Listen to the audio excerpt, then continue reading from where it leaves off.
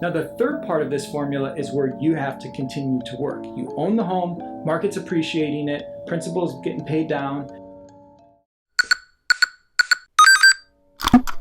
Hey, what's good? Glad you are here. In an earlier video, I talked about dream home versus reality home, and that if you're a first-time home buyer, on what you can do and what it will take to actually get to that dream home, to make your dream home a reality home. So when we look at this Venn diagram, to us, the dream home is the thing that sits right smack dab in the middle of these three areas.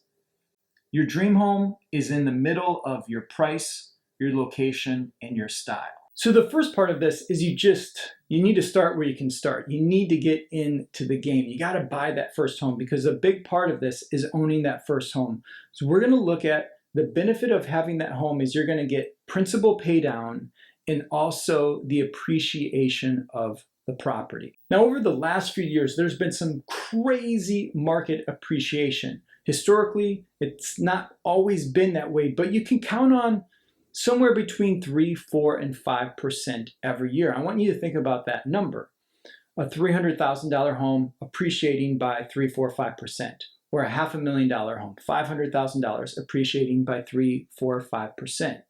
Where else are you going to be able to get that kind of equity, that jump, that appreciation? Even if your stocks are increasing by 10, 15%, how much money do you really have in the stock market? It's probably not $300,000 or $500,000, but with a home, you're getting that 3, 4, 5%, not on your down payment, but on the total value of the home. And the second part of the home ownership is the principal pay down. So every month when you're making your mortgage payment, yeah, you're paying back some of the interest, which are ridiculously stupid low right now, historically low.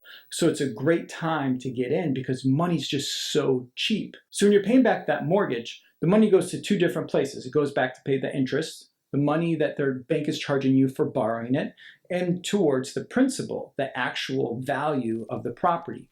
So each month you get a little bit further ahead because you're paying down on the principal and you're paying down on the loan. So far the home is going to work for you.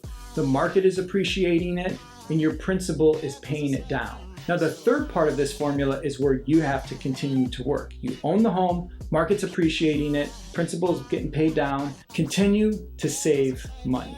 That's the third step to this. One of the biggest mistakes that Catherine and I see when we're working with people who already own a home and looking to move up to the next home is they've stopped saving. For some reason, they were really good about saving that first down payment, and now they think because they're in the home, they don't have to keep saving for the next down payment.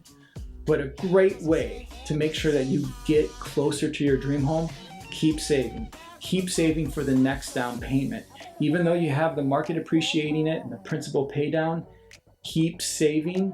And those three things are gonna help get you closer and closer to that dream home. One last thing, if you're currently renting, you haven't bought a home yet, we have a guide for you. Go to costlymistakes.homebuyersmake.com to get that free guide. If you already own a home and you're looking to move up to your next home or maybe that dream home, that guide will help you get your home ready, get you prepared, do all the things that you have to do to increase the market value of the property so you can get the most out of it to move that towards your next home, towards that dream home.